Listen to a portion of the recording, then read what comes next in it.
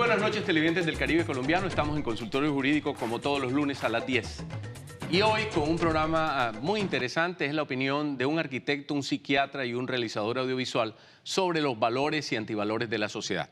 Le damos la bienvenida a ellos y además vamos de una vez al grano para preguntarles, empezando por el arquitecto Ignacio Consuegra, ¿cómo ve usted desde su perspectiva como humanista que es, en este caso más como humanista que como arquitecto, esta sociedad colombiana que cabalga sobre unos valores que a veces son muy discutibles?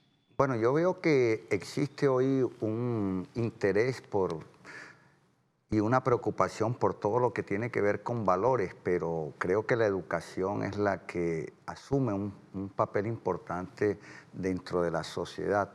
Por eso soy de los que pienso que tenemos que fortalecer ese aspecto desde el punto de vista de los que nos dedicamos a la academia, los que se dedican a la prensa, a la televisión, porque ese es el futuro de una sociedad, la comunicación y lo que tiene que ver con su contenido desde el punto de vista educativo para mejorar sus condiciones espirituales.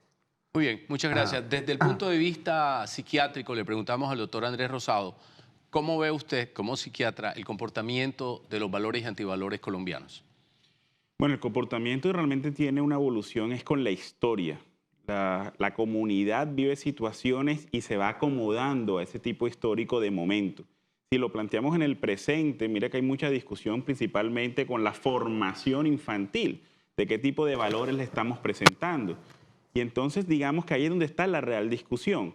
¿Qué actualmente podríamos mencionarlo como un valor formal comunitario versus uno que sea el llamado antivalor? Muy bien, a propósito de valores y antivalores, podríamos ver también villanos, héroes y antihéroes, como hablábamos hace un instante, unos minutos antes de comenzar a grabar este programa. Precisamente hemos invitado a José David Cortizo, un realizador audiovisual, experto en cómics o paquitos, como le llamábamos antes en la costa Caribe a este tipo de revistas. Y ahí, en ese tipo de revistas, en los cómics, se patentizan mucho estos personajes. ¿Cree que la sociedad colombiana a veces copia de alguna manera lo que se refleja en los cómics? Bueno, yo creo que existe una gran confusión. Una de las cosas que decía Ignacio, la educación ha sido aquí una acumulación de conocimientos y no de procesos de pensamiento. Entonces la gente de alguna manera traga entero y traga muchas veces lo que el otro, la intencionalidad del otro, ¿no? Ese otro puede ser político o económico y entonces lógicamente la sociedad lo asume como tal. Creemos que hay un problema, una gran confusión, la gente no sabe si es un héroe, un antihéroe o un villano. Básicamente un héroe es una persona que tiene condiciones, fortaleza, belleza, etcétera, para enfrentarse a ciertos problemas. Un antihéroe es aquel que no tiene ninguna de esas fortalezas, pero se enfrenta igualmente a ese tipo de cosas. Es decir, hay una intención del bienestar común. En el caso del villano, no. El villano busca su propio beneficio, así sea haciéndole creer a los otros que el beneficio es común. Pero sigue siendo un villano, ¿no? Una persona que está pensando en sí misma. Entonces, aquí en Colombia existen casos como el de, por ejemplo, Pablo Escobar, que ha sido venerado por muchos y que ha sido un villano per se, ¿no? De los peores criminales de la historia del país, si no el peor criminal, sin duda. Un asesino, bueno, narcotraficante, todo lo que eso sabemos. Doctor Rosado, ¿usted cree que en la psiquis colombiana, a partir de este proceso tan duro que hemos vivido y vivimos del narcotráfico y del dinero fácil, en la mente colombiana hay un villano oculto que aplaude a los otros villanos? Sí, claro, precisamente es lo que hablaba del contexto histórico al inicio. Si nos ponemos en el planteamiento de principalmente nuestro problema de narcotráfico más grande, que fue en los años 70, 80, principios de los 90, cómo realmente había una exaltación poblacional en muchas ciudades de Colombia que conllevaban a alcanzar a ser alguien por medio de cualquier método. Entonces, recordemos que lastimosamente para que las generaciones cambien, tenemos que demorar muchísimo tiempo y muchas de las problemáticas que tenemos en el hoy fue todavía mantener esos esquemas del pasado. Doctor Consuegra, usted es caricaturista, ha publicado libros, no solamente de caricaturas, sino de historia. Es un humanista reconocido, vicerrector de una universidad en Barranquilla, de la Simón Bolívar. ¿Cómo percibe las nuevas generaciones, ya que es un educador además, las nuevas generaciones en esto de los valores y antivalores? Me pongo a mirar que en la historia de la humanidad no ha habido una generación que haya tenido tantos cambios en tan poco tiempo. Nosotros pasamos, yo recuerdo que a mi casa en El Paraíso, que eso parece que fuera ayer, había un solo televisor y era en la casa de mi papá, que había biblioteca. Todos los niños querían ser como mi papá porque en mi casa había un televisor con una biblioteca. Entonces yo me pongo a pensar qué periodo de la humanidad ha tenido tantos cambios en tan poco tiempo. Nosotros hemos absorbido el computador. Cuando nosotros estudiamos no había computador. ¿Pero ese tipo de tecnología o la tecnología afecta a los valores? Bueno, sí, porque fíjate, en la revolución industrial, cuando en Francia y todo esto, hubo un impacto. El impacto de la revolución tecnológica lo están sufriendo nuestros hijos. Yo me pongo a ver, Humberto, nosotros no crecimos en la televisión, por eso yo condeno muchas veces la responsabilidad de ustedes, los periodistas, y de nosotros los académicos sobre la sociedad, porque eso que está sucediendo aquí es el educador más grande. ¿Qué nos educó nosotros la televisión?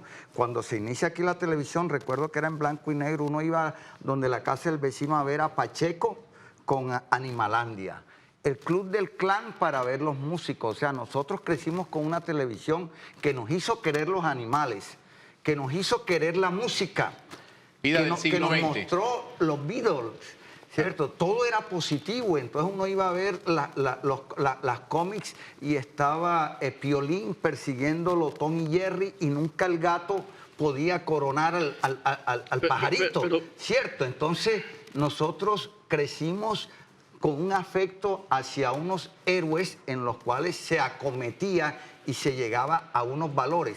Pero si tú ves hoy todo lo que ven los niños es algo que siempre va en pos de una degeneración de la sociedad.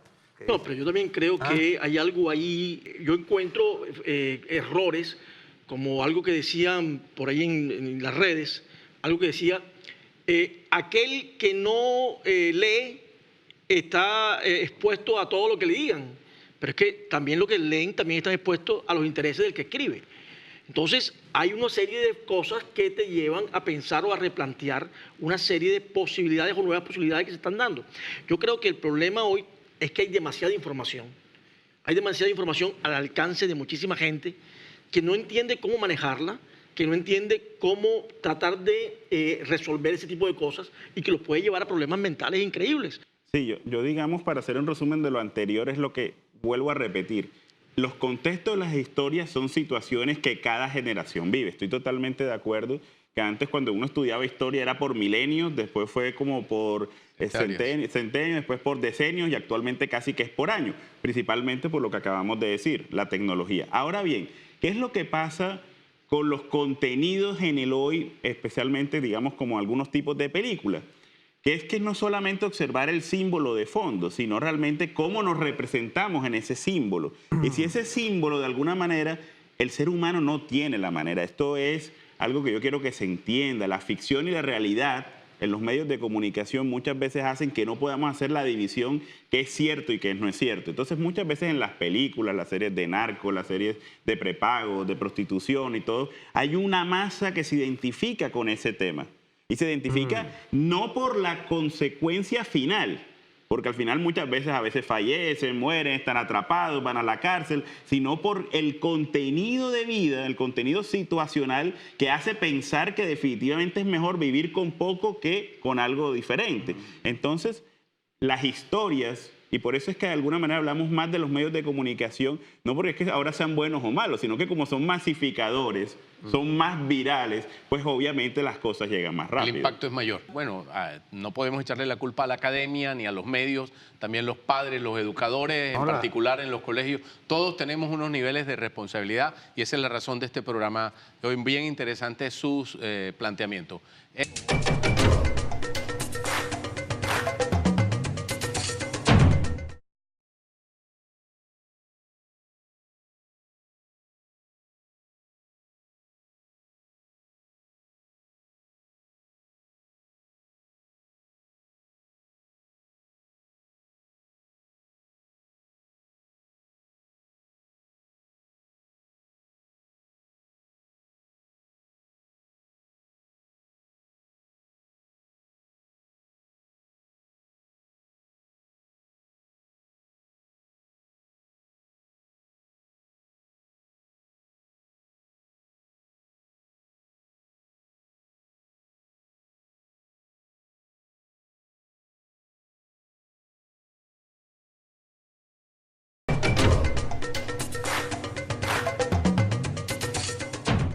Regresamos a Consultorio Jurídico esta noche hablando de héroes, antihéroes, villanos, valores y antivalores. Doctor Rosado, usted que es psiquiatra, hablemos en plano general no solo de la ciudad donde vive, sino de la región Caribe. ¿Usted percibe que en la región Caribe hay falta de fortaleza en los valores del ciudadano? Lo que pasa es que sí hay que tener una realidad, nuestra brecha social, y yo que trabajo, digamos, en este tema, pues es muy grande. O sea, eso no puede decirse que la brecha se ha disminuido. Entiendo que hay más procesos educativos a nivel de colegios, creaciones, hospitales, desarrollo, digamos, arquitectónico y de ingeniería civil en general, pero la brecha está. O sea, eso no hay que ser científico para simplemente salir a la calle y revisar que uno cruza una calle y vive otra realidad distinta. Uno pues que atiende una población lo ve todo el tiempo. Entonces uno va a un CAIBAS, por ejemplo, y observa cuántos procesos de abuso, cuántos problemas de maltrato familiar existen. Entonces, a nivel de ciudad, pues tampoco es llegar a la pauta súper negativa, pero también hay que centrarnos en una realidad porque si no lo convertimos, como lo decimos en psiquiatría, en una negación, que es no observar las cosas. ¿En la academia se puede percibir de igual manera? Infinitamente, fíjate tú que uno a veces hace el análisis y conversa con los alumnos, los muchachos, y ellos tienen esa preocupación. Muchas veces algunos dicen, bueno, pero nosotros vamos a profesionalizarnos y cuál es la expectativa que tenemos ante una sociedad. Si tengo un primo o un vecino que no sabemos ni a qué se dedica y ya tiene carro, tiene lo otro, entonces llega un desequilibrio en la cual vamos a tener que reconocer que educarse para qué si la sociedad está poniendo unos caminos más cortos para lograr lo que la sociedad nos ha impuesto, que es conseguir unos beneficios materiales y no espirituales ni humanistas. José David, en una sociedad como esta, a propósito de lo que dice Ignacio Consuegra, proclive al dinero fácil, como ha sido en los últimos años la sociedad colombiana, el mundo en general muy materialista, Sí. pero más la sociedad colombiana a partir de lo que hemos hablado. Fíjate que, perdón, la mayoría de presidentes ahora son potentados multimillonarios. Hoy los grandes presidentes son los que tienen dinero. Dinero. Preguntaba José David a propósito de que él es realizador audiovisual que hace unos eventos interesantísimos de cómics con jóvenes que vienen de todo el país a Barranquilla a estos eventos y que podríamos mencionarlos, inclusive son eventos lúdicos muy interesantes. Muchos de los muchachos copian de antihéroes. ¿Cómo se ve la escala de valores de los muchachos? Bueno, como te digo, yo creo que en los jóvenes existe una gran confusión. Por ejemplo, nada más con la película del Joker, la gente ha tratado, por ejemplo, los friki, la gente que ama el cómic, ha tratado de absorber o creer que la película se refiere realmente a un cómic. Cuando la gente que manejamos, digamos, los cinematográficos, sabemos que está muy distanciada realmente al cómic y lo que pretende es otro tipo de intereses. Entonces, hay una gran confusión en torno a esto. Nadie sabe realmente hacia dónde está la empatía, ¿no? Que es un término que estábamos utilizando nosotros acá por fuera, pero que tiene que ver mucho con esto. Hay mucha empatía también por el villano hoy en día. Cuando el villano lo hacen ver como una persona víctima de un problema, cuando lo hacen ver como una persona, como producto de una sociedad que le ha brindado una marginación, que lo ha tenido, digamos, en contra de la sociedad, a pesar de que él, de alguna forma, quiere hacer parte de ella. Entonces, la gente empieza como a mirarlo de otra cara, empieza a mirarlo y eso puede ser muy perjudicial, porque el villano es villano, es decir, un alacrán te pica porque esa es su naturaleza. Vamos a irnos a la pausa. Cuando regresemos vamos a hablar del caso de Aida Merlano y cómo se encuadra en este programa de hoy.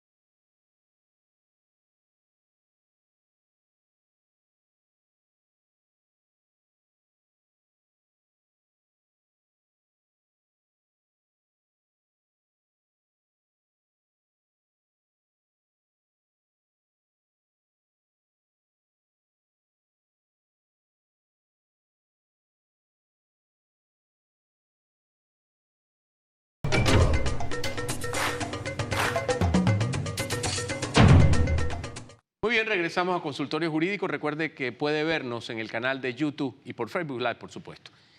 Este programa pues tiene como objeto construir sociedad. Hay un tema en la palestra en los últimos días, en las últimas semanas en Colombia, que es la fuga de Aida Merlano.